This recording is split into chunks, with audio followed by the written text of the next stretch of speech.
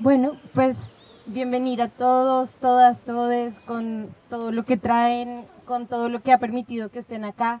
También saludando a este espacio nuevamente, a todo lo que ha permitido que este espacio nos pueda recibir, al alimento, a todo lo que nos ha alimentado, a estos guardianes reconociendo también que este es un lugar guardianado, ¿no? Y ahora la idea es ya irnos más a una práctica somática y después a un conversatorio. Então, para começar, a gente tem duas convidadas. Uma delas é a Lúcia Ishui, e a outra a Maria Socorro. Muito obrigada por terem topado, estarem aqui com a gente. É uma honra estar na presença de vocês. Vocês poderiam se apresentar rapidamente, um pouco sobre, né, quem vocês são. E aí eu já também vou fazer uma pergunta disparadora, né? Vocês podem se apresentar e responder um pouco essa pergunta, né? Então vamos começar por você, Lúcia. Queria saber, né? Acho que seria interessante você compartilhar com a gente, né? Depois de tantas viagens, depois de tantos percorridos, né? Por diferentes territórios. E acho que essas semanas que você trouxe, né, que estava viajando pelo Rio Amazonas, né, até chegar aqui, a gente queria ouvir, né, quais práticas e princípios, assim, né, que você reconheceu, que você conheceu nessas viagens, né, que sustentam a vida, que cuidam da vida das pessoas, do território, né, e que você poderia compartilhar com a gente, né? Então, um pouco a partir dessas viagens, o que você reconheceu e que você poderia compartilhar con la gente. Bueno, yo creo que antes de hablar de los cuidados es importante hablar de a qué nos referimos de cuidar, porque cuidar es todo menos romántico, cuidar es todo menos fácil, y cuidar es parte del sostenimiento de la vida, de la humanidad en general. Y creo que es una pedagogía que no es de carácter humano, creo que no es humana. Creo que cuidar es de la naturaleza y que los humanos la aprendemos por instinto. Creo que es importante empezar con lo que ha representado y representa para las mujeres indígenas, en mi caso, cuidar. ¿Qué significa y qué ha significado cuidar en un contexto global? ¿Qué significa y qué ha significado cuidar el territorio? ¿A qué costo? Y también el desde dónde. Yo creo que el desde dónde es una parte fundamental del trabajo de lo que ahora nombran cuidado, ¿no? Que para mí siempre es muy importante cuestionar absolutamente todo. Y eso que ahora llaman cuidados, en su momento pues era la esclavitud de pueblos afrodescendientes, de pueblos indígenas en el mundo.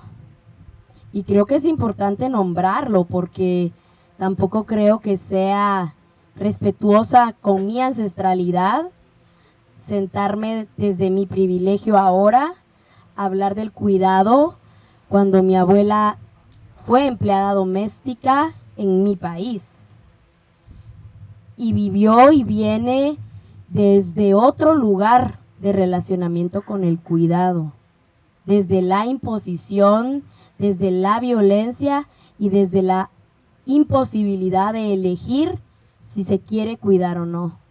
Y yo creo que eso es importante nombrarlo desde la interseccionalidad, antes de hablar de la defensa del territorio, antes de hablar de la cultura y de la comunicación, que es a lo que me dedico. Quería empezar con eso, porque vengo de mujeres que cuidan, vengo de mujeres que cantan, vengo de mujeres que nos enseñaron a hacer nuestra propia comida, a cocinar para la familia, a pensar en colectivo, porque creo que ya trayendo también lejos de la herida del cuidado impuesto, también hay una memoria de la colectividad desde el cuidado, de la atención, de la ternura, como la comida es el lenguaje del amor más honesto que un ser humano puede tener. Porque puedo decir cualquier cosa aquí, pero para mí la cocina representa para mí el lenguaje de decirle a alguien que lo amo sin tener que decirlo de alguna manera. Y creo que de ese contexto vengo de un pueblo maya quiché, de ancestras indígenas que nos enseñaron la labor de cuidado desde sus propios lugares, desde la imposición de las dinámicas patriarcales, desde también las realidades de las iglesias neopentecostales, evangélicas, porque creo que también venimos de ahí y creo que al menos en mi contexto es lo que nos ha tocado enfrentar, nos ha tocado vivir, y creo que somos absolutamente todas las experiencias que hemos vivido. Todo lo que decimos o todo lo que podemos hablar está absolutamente ligado a todo lo que hemos comido desde niñas y todo lo que hemos vivido con nuestras madres, con nuestras abuelas, con el río, con la ciudad, porque también hay otras formas de vivir el territorio más allá de la ruralidad. Y creo que este viaje que emprendimos hace 31 días con diferentes colectivos me permitió poner en práctica esto que estoy diciendo de soy todas las experiencias desde el vientre de mi madre hasta acá, y que soy justamente toda la conjunción de esas experiencias, y que es desde ahí, desde donde compartimos, creamos, cuidamos y contamos historias en mi caso. Entonces creo que este viaje para mí fue profundamente iluminador y doloroso a la vez, porque, bueno, hay derrames de petróleo en el río Amazonas semanalmente, hay un nivel de contaminación en el río Amazonas que es una realidad. Creo que lo que está enfrentando la Amazonía en todo su conjunto es un ecocidio, y que eso también es lo que vimos en el viaje. Así como hubieron cosas muy hermosas, solidaridad entre territorios, intercambio intercultural, así como también hubieron comunidades que nos recibieron con comida, que para mí es como ese lenguaje del amor, que nos recibieron con peces gigantes hechos al carbón. También pues están como estas mismas comunidades sin acceso al agua, estas mismas comunidades sin poder bañarse en el río que está contaminado de mercurio, y eso también es la vida misma, ¿no? Creo que es ese ir y venir, y es ese para mí multidimensional de las experiencias mismas. Creo que hubo de todo. Siento que la comunicación, el autonombrarnos y autorreferenciarnos es fundamental, porque sí tenemos el objetivo fundamental, y es parte de mi trabajo desde que empecé en el camino de la comunicación indígena, que es el contar la historia propia, ¿no? El contar, y sin que nadie cuente por nosotros la historia. Y creo que ahí es importante, porque también hemos visto en el paso de los años, de formas súper irrespetuosas, el apropiamiento de epistemologías indígenas, de epistemologías de los barrios, de epistemologías de los territorios, Y por eso es importantísimo que los barrios cuenten su historia, que los territorios cuenten su historia, que las mujeres cimarronas, pretas, cuenten su historia, porque si no otros van a seguir describiéndonos y contando nuestra historia. Y yo creo que este viaje que tuvimos fue un viaje hacia adentro y un viaje hacia afuera. El viaje hacia afuera, que fue conocer diferentes territorios, que fue caminar, que fue aprender, que también fue todo menos fácil. Viajamos en más de 15 botes durante 31 días, que dormimos en los barcos, que nos tocó viajar en los botes públicos, de cómo viaja la gente del Amazonas, porque era importante que pase por el cuerpo también la experiencia, ¿no? Nos parecía coherente hacerlo como lo hace la gente, como nosotros normales, comunes, que tienen que atravesar 5 días en un bote para poder llegar de un destino al otro. Y ese es el viaje como exterior, hermoso, de paisajes increíbles en medio del ecocidio. La selva está viva. Y creo que eso también es importante y era de las cosas como más contradictorias de poder ver una selva viva en medio del intento de destruirla de forma permanente, ¿no? Porque veíamos camiones llevándose la tierra literal, las grandes empresas de petróleo operando a la orilla del río, pero una selva viva. A pesar de eso, la selva está viva y vive también en los pueblos que viven de ella, que viven con ella y también viven nosotros.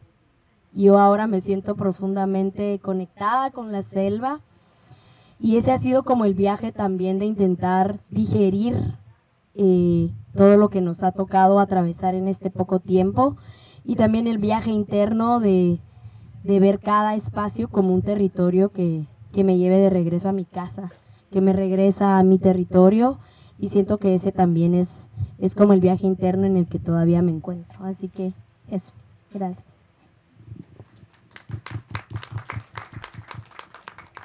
Muito obrigada.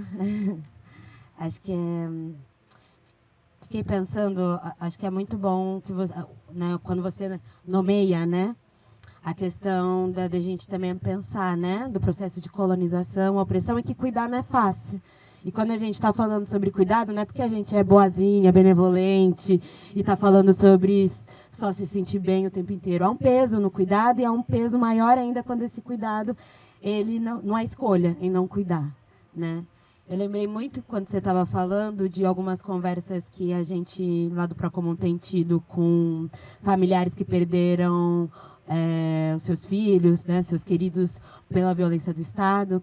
E aí, né, essas pessoas dizem, o cuidado que eu faço é um cuidado com raiva. Eu estou aqui cuidando de mim, dos outros, da minha comunidade, mas eu estou cuidando com raiva. E se eu não cuidar com raiva, né, se eu não me mover por ela também, eu vou estar reforçando o que o Estado faz. Eu vou estar reforçando essa violência que a gente sofre, né? E aí isso me pega, que é isso, né? O cuidado parece que a gente vai fazer por amor, né? Com leveza, para se sentir bem. Mas o quanto isso, né? Também há esse lugar, né? Da raiva, de tudo que a gente passa e não é né? A gente tá falando de uma coisa que é complexa, né?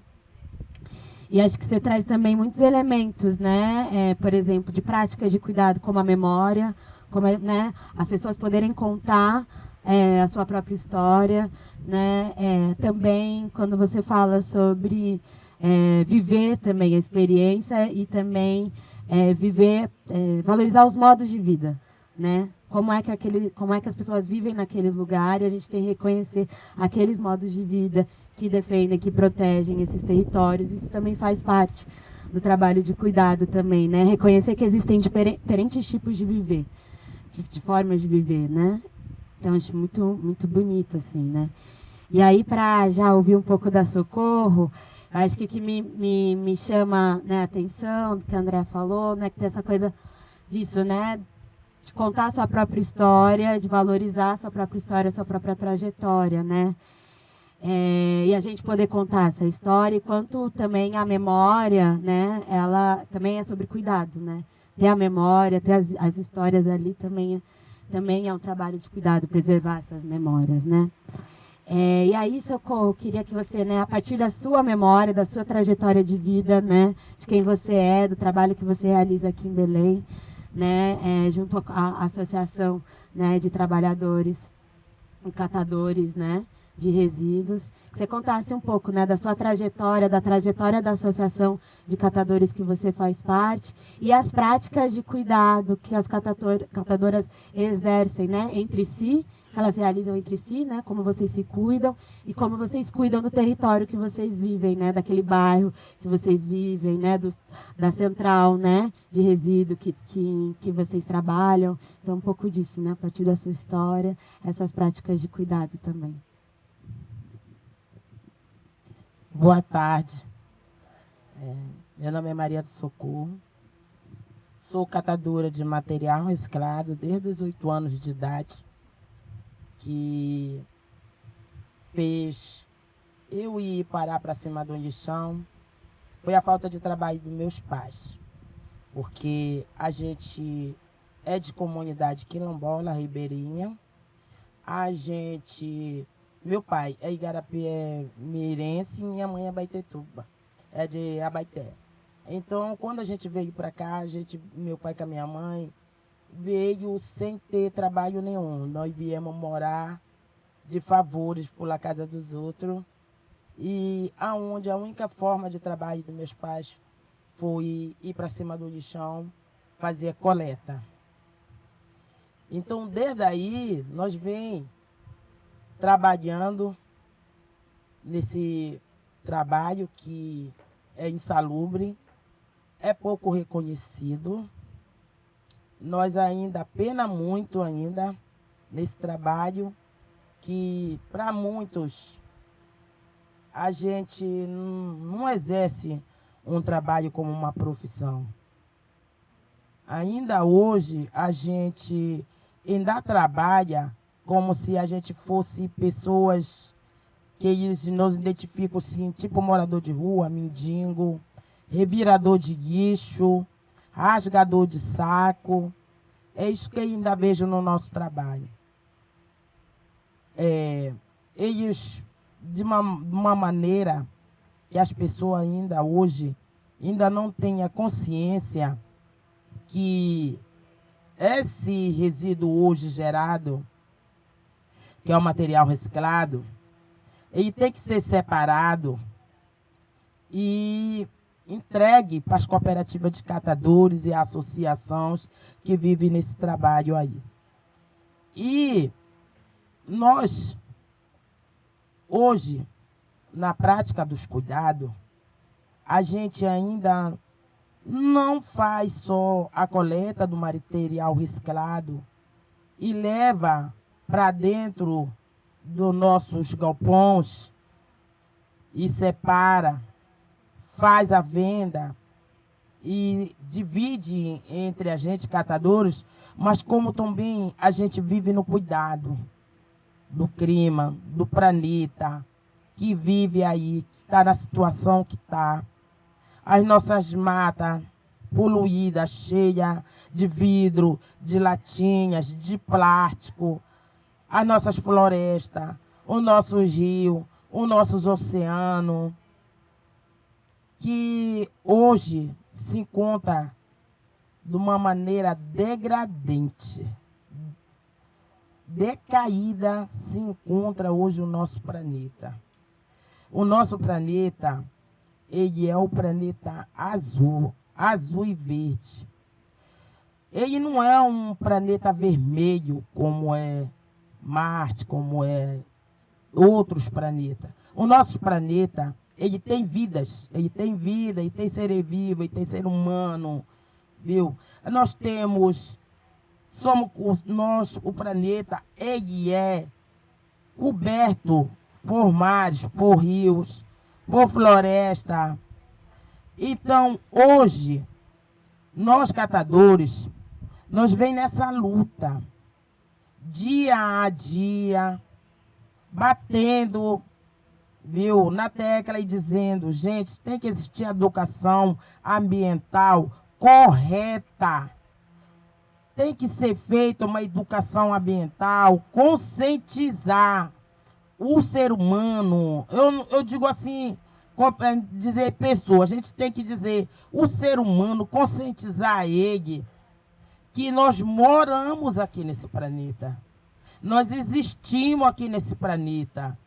Não é só o ser humano que mora, não é só gente que mora no planeta. Nós temos outros seres vivos que moram nesse planeta, que compõem floresta, que compõem rios, que compõem oceanos, que compõem o ar. Então a gente tem que cuidar, a gente tem que se lembrar que se nós não cuidar bem desse planeta, se nós não tiver um olhar voltado para esse planeta, daqui, com mais alguns anos, a gente pode até existir nesse planeta, mas vai ser um ser humano na situação decadente, doente, com câncer, com todo quanto é tipo de doença, porque hoje a gente come os agrotóxicos, hoje a gente bebe água poluída com mercúrio, viu? Pelas grandes empresas de minério que poluem nossas águas, cortam as nossas florestas, os grandes madeireiros, as grandes mineração. Então, tudo isso é contribuição. A gente não sabe para onde que a gente vai, porque no oceano a gente sabe que a gente não vai ter muita vida para viver no oceano, porque a única coisa que a gente passa para a gente que viaja, né? A gente vê aquelas grandes plataformas de petróleo, que eu não sei como é que eles constroem aquilo no meio do oceano. Eu não sei. Na mata, já está sendo dematada. Elas estão sendo derrubadas. Antigamente, o ser humano, ele só tirava da natureza o que era para ele consumir, para ele comer, para ele fazer a casa dele. Ele não fazia mais nada do que isso. Mas hoje, o dia, o ser humano, ele tem o prazer de desmatar, ele tem prazer de jogar lixo, viu, nos rios, ele tem prazer de poluir a nossa floresta, o nosso rio, nossos igarapé, as ruas, calçada, praça. A gente, que poucos somos ambientalistas, cuidadores, né, guardião, muitos que ouvem e quando a gente fala, eles tentam calar a gente. Eles tentam calar quando eles calam. Se falar muito, incomodar, vira pó. Por quê? Porque eles querem dematar, mas eles não querem ser incomodados. Eles querem botar os esgotos deles para dentro dos nossos rios, para dentro dos nossos igarapé, e não querem que sejam incomodados. E eles arrumaram até uma forma para eles poluírem, para eles dematarem, uma tal de logística reversa. Essa logística reversa, eles dizem assim, eu estou contribuindo. O que eu ponho no mercado, eu estou voltando como logística reversa para os catadores, meio ambiente, para as comunidades. Mas, meus amigos, eu digo para vocês mesmo, eles fazem isso, será que é porque eles querem contribuir com o meio ambiente? Eles estão querendo dizer que eles são bonzinhos? Eles querem dizer que eles são bonzinhos? Não, a gente está dando isso aqui para as pessoas humildes, para as pessoas pobres, porque o que eu ponho no mercado que não tem, viu, a logística, mas eu estou repassando para eles sobre o produto que eu ponho no mercado que não tem o repasse. Mas o que é isso? O que é que eles fazem? Eles chegam com as cooperativas e a associação, eles dizem, olha, se você coletar tanto, botar tantas toneladas de material reciclado, vocês têm direito a receber essa quantia aqui. A gente vai ver a quantia que eles dizem que pagam para cada material que eles ponham que não tem venda. Não tem condição. Não tem condição. Aquilo é uma imoralidade deles dizerem que estão pagando pelo o rejeito, não é resíduo, é o rejeito que estão colocando no mercado, que chega nas cooperativas, não tem valor de mercado, não tem empresa, não tem indústria e acaba voltando, indo parar em cima de um guichão, indo parar nas encostas, indo parar nos canais, indo parar no rio, porque os catadores não sabem o que fazer com aquela matéria-prima. É aí que vem a enganação, a poluição, a degradação do meio ambiente, porque eles dão aquela migalha, dizendo que estão fazendo logística reversa, mas quando acaba, eles estão lá, dizendo para o poder público, dizendo para o Ministério Público que eles estão dando destinação correta. Mas não é. Hoje, a gente diz para as empresas, a gente tenta dizer para as empresas, quando a gente chega a ser chamado para uma palestra, a gente tenta dizer para eles, opa, você é uma empresa de cerveja, né? A Heineken. Você não está botando a latinha aí para vender? Por que não você não aproveita e não fica só com a latinha? E o vidro não tem como. Porque nós somos paraenses. Aqui dentro do Pará não tem indústria de coleta de vidro. Viu? Não tem indústria. Por que você não fica? Ah, porque não sei o que mais, ele deu uma palavra, eles dão as palavras dele, mas continuam indo lá e botando vidro. Continuam indo lá botando vidro. A garrafa de vinho. O vinho, não, porque o vinho se torna da melhor qualidade quando ele vem no vidro. A garrafa plástica é para vinho de terceira lá, viu? É para pobre. Bem quase que disse, é para pobre. Entendeu? Porque as pessoas bem ricas, elas têm que tomar o vinho que vem no vidro. Porque lá é que dá qualidade de vinho, vinho bom, o vinho que cheira, é o vinho de boa qualidade, que se por acaso eles mudarem a garrafa do vinho para a garrafa de vidro, para a garrafa de plástico, rico não querem. Lá o empresário que toma seu vinho lá, que aí balança lá naquela taça, eles não querem não, eles querem o vidro porque o vidro é melhor qualidade, entendeu? Vamos embora supor, você vai no supermercado, você chega lá, vai comprar, olha, moço, eu reciclo, eu sou ambientalista, eu não poluo, eu quero que você ponha no plástico aí para mim, porque os catadores, eles não sabem o que fazer com essa bandeja de... Não, senhora, aí eles dizem para a senhora assim, você sabia que o plástico, ele tem uma bactéria que quando o queijo, o presunto, o frango fica muito tempo no plástico, ele absorve aquela bactéria e faz mal. Ah, é? É. Então ponha na bandeja de isopor para mim. Obrigado por o senhor ter me orientado. Entendeu?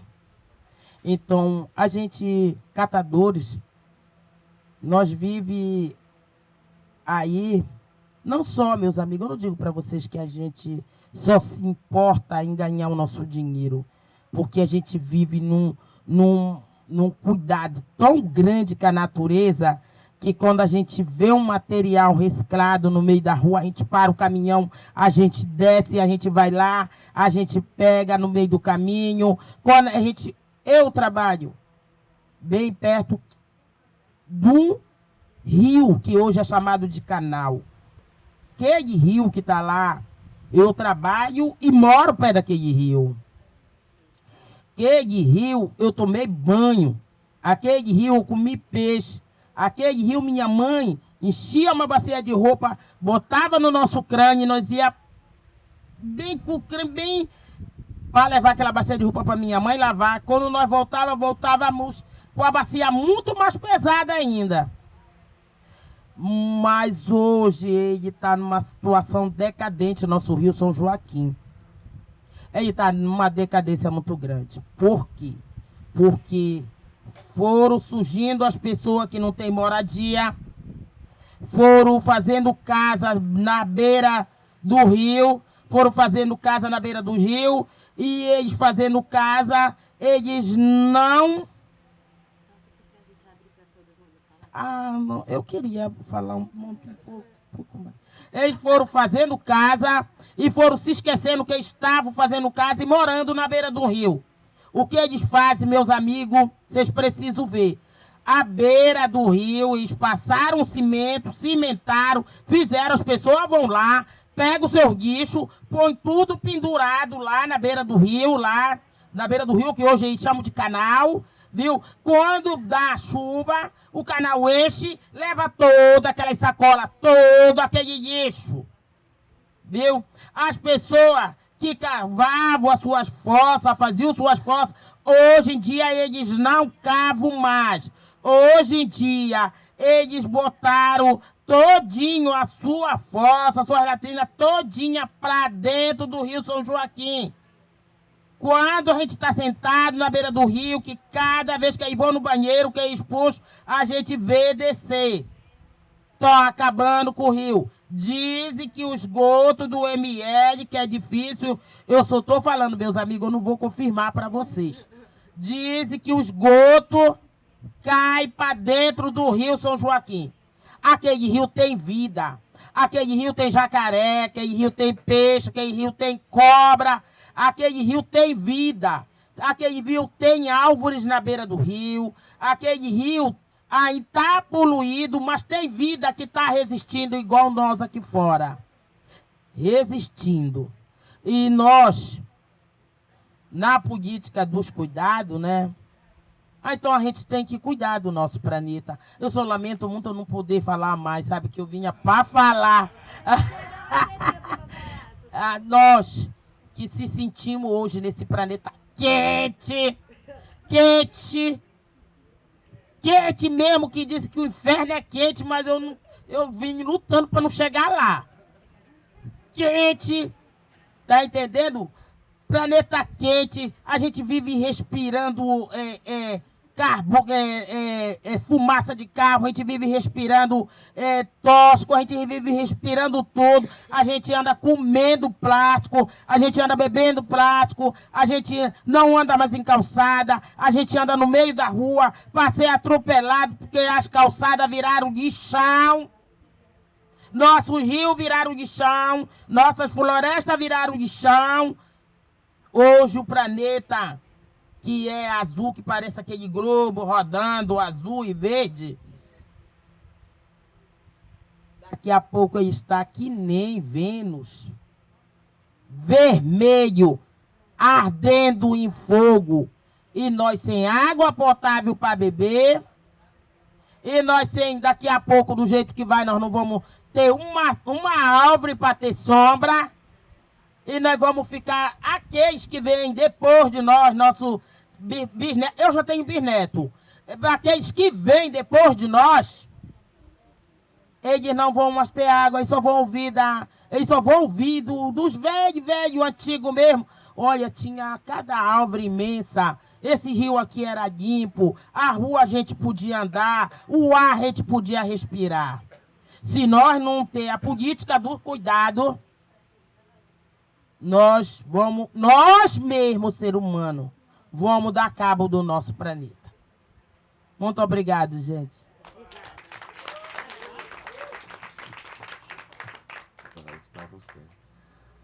Muchas gracias a la señora María.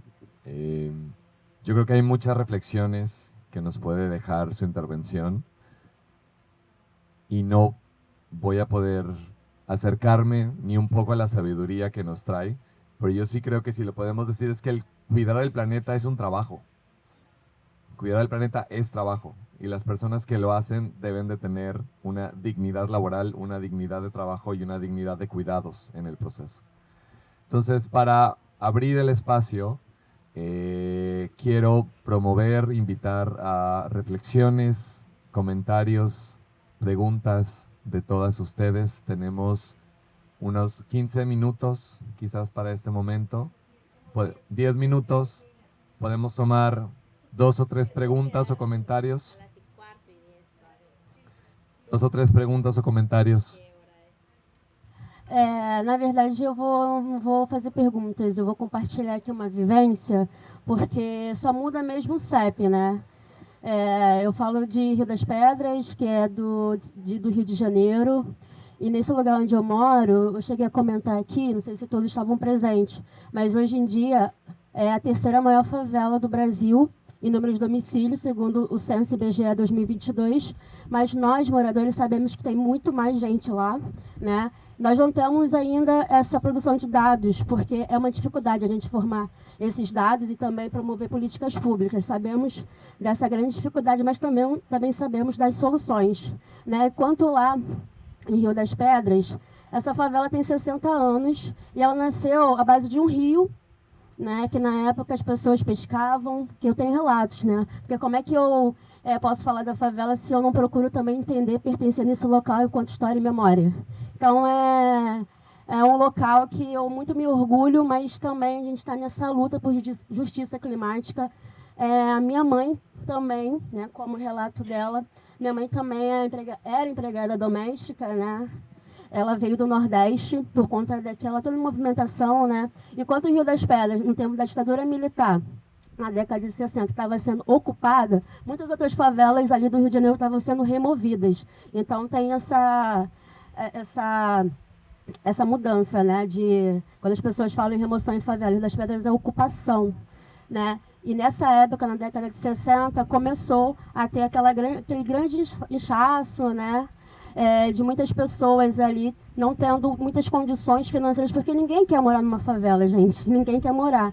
Estamos ali por conta mesmo de sem políticas públicas, sem saneamento básico e tudo mais. E ali naquele local era lindo, né? O rio ali cortava corta toda a favela. O rio era limpo. E a gente está falando da Floresta da Tijuca. Vamos fazer aqui uma reflexão, né, da geografia do local. Floresta da Tijuca, Rio de Janeiro. Então, as pessoas lavavam roupas, as pessoas pescavam. Hoje o rio, né, que a gente fala de valão, ele está assoreado, ele está fétido, ele não tem mais vida. Então, o que nós fizemos, né, enquanto sociedade civil? A gente ouve os nossos antepassados, né, porque é ali onde está realmente a grande tecnologia ancestral, né, de entender esse nosso local de fala. E a gente hoje, fizemos, né, um levantamento de muitos saberes dessa população. Criamos um plano que se chama Plano Sustentável Rio das Pedras. A gente tem ousadia, sim. A gente tem como tornar o Rio das Pedras a favela 100% sustentável. Mas isso a gente está falando de políticas públicas. E para chegar nesse lugar é um caminho, né? Eu sou sonhadora também. Eu acho que é isso. Eu nunca vou deixar de sonhar, né? Nesse lugar que a gente pensa a cidade, a gente pensa na justiça climática, a gente cria soluções estratégicas justamente para isso, para as injustiças climáticas. Então, é isso, né? Então, quando a gente fala dessas discussões, desses planejamentos, dessa tomada de ações, a gente bate muito nesse lugar. Tá, tudo bem, vocês têm isso, mas como é que vocês vão fazer? Pois é, gente, o que a gente precisa? A gente precisa de vocês, a gente precisa de rede, a gente precisa de financiamento, né? Estou aqui com a minha amiga a Dani, depois provavelmente ela vai dar uma palavra, né? Nós, em Rio das Pedras, fizemos um jornal que se chama Conexões Periféricas. A gente ouviu as mulheres, as nossas mulheres, as antepassadas e tal. A gente mapeou todos os coletivos possíveis que tem de vários nichos, seja na educação ecológica, seja na comunicação popular, que eu sou da comunicação popular, seja na educação física, enfim, todos os nichos que a gente pôde. A gente verificou um problema. Esse problema, vou terminar. Esse problema é o quê? As organizações da sociedade civil, os coletivos dentro do Rio das Pedras, elas não estão formalizadas, elas não têm formação de projeto, elas não têm formação de gestão financeira mesmo. Então, como se viu o dinheiro, como é que esse dinheiro vai ser gerido, né? Vai ser distribuído? Então, assim, nós, como pesquisadores, como ouvintes também, a gente está trazendo, né, de acordo com a rede que a gente tem, trazendo essas formações, pequenas formações real para oficinas. Eu acho que é isso, são estratégias de realmente ter engajamento na comunidade, sendo as pessoas mais antigas, a juventude em si. Mas também a gente vê que a juventude em si, também a gente consegue entender que elas não estão muito engajadas e a gente também tem essa dificuldade. Como é que a gente vai engajar essa galera, né? Eu acho que não é só o dinheiro em si. Eu acho que realmente a educação é a grande transformadora da sociedade. Nós somos sujeitos da sociedade. A favela faz parte do meio ambiente. Então, eu preciso falar do Rio das Pedras aqui. Preciso falar que são mais de 160 habitantes e a gente não está na discussão oficial da COP30. Né? A gente está aqui, eu estou aqui representando dessa população toda. Só 2 pessoas conseguiram chegar até aqui. Mas não foi com dinheiro de organizações, não foi pessoal, foi uma luta, fazendo vaquinha para eu poder estar aqui até o final da COP. Então, partilhar mesmo o conhecimento, depois eu vou deixar aqui o nosso jornal, tá? Conexões ARP. Quero que vocês entendam que pode mudar o CEP, mas os problemas são os mesmos, né? A gente está falando de um rio que corta a comunidade do Rio das Pedras, que dá o nome ao Rio das Pedras, né? Hoje não tem mais vida, mas nós temos as soluções, as estratégias. Precisamos tá aqui em rede. Eu vou deixar também, se vocês quiserem, nós temos aqui o plano todo o planejamento dessa ação para vocês darem uma olhada. Eu acho que isso faz sentido e é isso. Eu queria só mesmo compartilhar essa informação com vocês.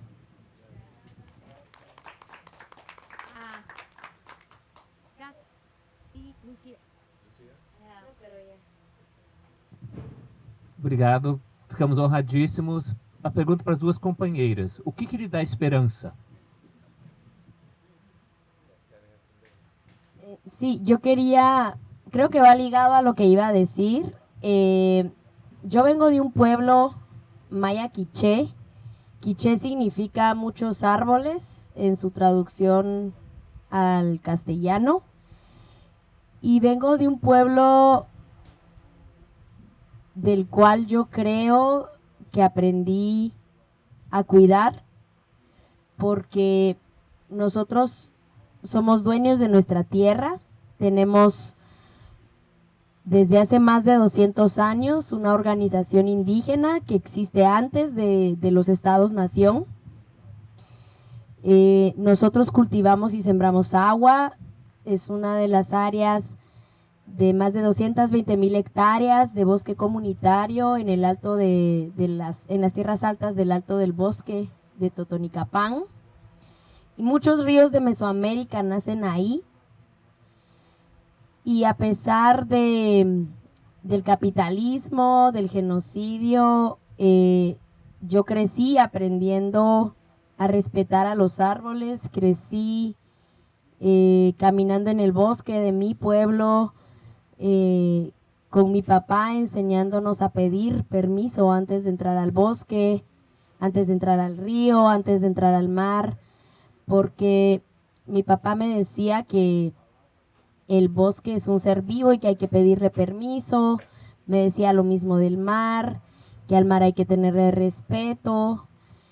Y para mí, en medio del viaje y de este proceso en el que me encuentro actualmente, yo no estoy desesperanzada, ni estoy cansada, ni estoy harta del contexto global. Yo estoy con muchas ganas de seguir aprendiendo, de seguir articulando y de seguir construyendo y de contar todas las historias que hay por contar.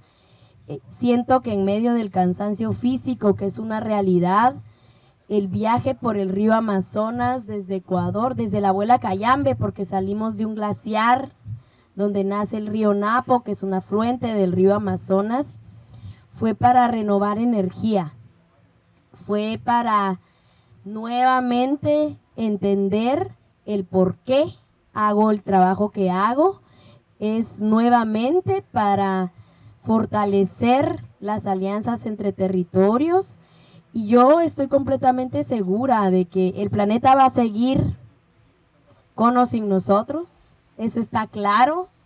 Si nos vemos como especie humana en la historia del planeta, tenemos un microsegundo y ya la hicimos pedazos. Entonces el planeta va a encontrar la forma de continuar y ojalá, y eso me da mucha esperanza, porque creo que la biodiversidad siempre nos va a dar lecciones de cómo hay que continuar. Y yo creo que si la Tierra ha podido con nosotros todo este tiempo, nosotros también vamos a poder hacerlo. Y tenemos obviamente que escuchar al agua, hay que escuchar al río, hay que escuchar a las abuelas y hay que escuchar aquí adentro, porque creo que muchas de las respuestas están aquí. A veces buscamos todo afuera, pero es adentro, la respuesta está adentro, muchas de las alternativas también. Y creo que también en este viaje, en medio de la destrucción del río, pudimos ver a un grupo de monitores que protege 6 millones de selva con sus propias formas. Pudimos observar comunidades existiendo y continuando la vida y apostándole a otras formas. Entonces, yo creo que en medio de todo el contexto global y de esa narrativa de la desesperanza, porque también hay una narrativa del hartazgo y la desesperanza, y de hacernos creer que no se puede cambiar nada, y de hacernos creer que ya hay que dejar que todo se destruya, porque no.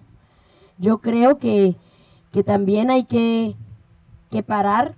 Siento que para mí este viaje ha significado un llamado a parar también. Parar creo que es bueno, el silencio, la escucha, y que en este momento en el que nos encontramos, escuchar es algo que nos da esperanza, compartir es algo que nos da esperanza, y yo creo que esto es un poco de lo que a mí me da esperanza, saber que más de 200 años, más de 500 años tienen tantos bosques que siguen existiendo, hay ríos que siguen sin estar contaminados, hay mucha gente apostando a las alternativas en la práctica más que en el discurso, y creo que es a donde tenemos que mirar.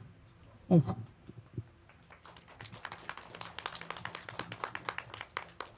A minha esperança é a discussão que está acontecendo pelo mundo todo e nas novas gerações que estão vindo.